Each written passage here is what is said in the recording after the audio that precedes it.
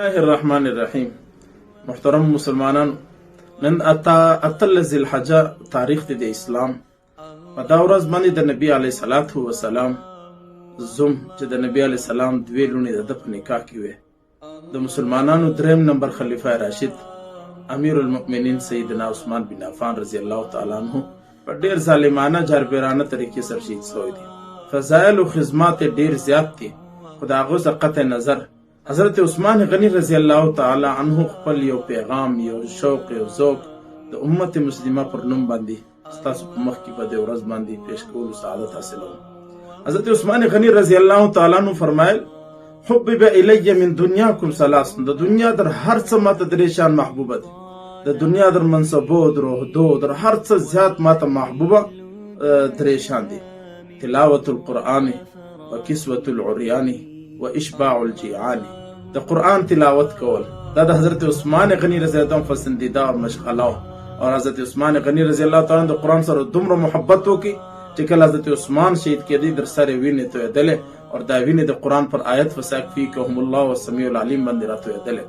قرآن به په قیامت کې گواهی د حضرت عثمان د شهادت غور کوي، او د حضرت عثمان غنی رضی الله تعالی عنہ پر قرآن باندې توی شوی ده، او دغه قرآن نن هم په استنبول ترکی کې موجود دی. حضرت عثمان غنی رضی الله تعالی عنہ وايي زما پسندیده عمل تلاوت قرآن دی. مسلمانانو زما استاد کورس تلاوت قرآن ختم شوی دی. راسي چې عهد وکړو حضرت عثمان غنی پر د یوم شهادت په ورځ باندې اتل ذی الحجه باندې ما او تا د حضرت عثمان غنی دغه پسندیده پیغام او شوق خپل ژوند کې راول. خپل په کورو کې، وښنیانو ته، په کاروبار کې، په دکانو کې، په افیسو کې، په هر ځای کې تلاوت قرآن عام کو. او چا چې د قرآن د تلاوت سره مینه او محبت کړی دی، هغه ته الله ژوند هم د سعادت ورکړی دی، مرګ هم د سعادت ورکړی.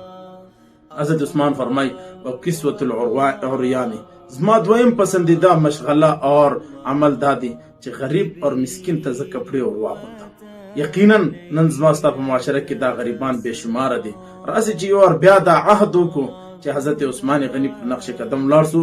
حضرت عثمان غنی پر 13 ذی الحجه یوم شهادت باندې د عزم وکړو چې د غریبانو به مدد کو، مسکینانو سره به تعاون کو. نمبر 3 باندې حضرت عثمان فرمایي: و اشباع الجیعان، یو وږی سړی یو هغه ته زه ډوډۍ ورکم، بس دا زما پسندیده عمل دی. نن وګوره زما ستا په معاشره کې څومره زیات خلک دي چې هغه د ماښام د ډوډۍ د بچان د رزق لپاره پریشان دي. راسي چې اتل ذی الحجه باندې دا عزم وکړو چې خپل خلیفہ راشد امیر المؤمنین زما استاد پیغمبر دوی لونې چې د چا په نکاح کې دی امیر المؤمنین سیدنا عثمان بن عفان رضی الله تعالی عنہ چې کم شوق او ذوق کم پیغام هغه نن ما ته پوره کو. الله رب العزت په دنیا کې هم کامیابی را نصیب کړي، په آخرت کې به هم را نصیب کړي.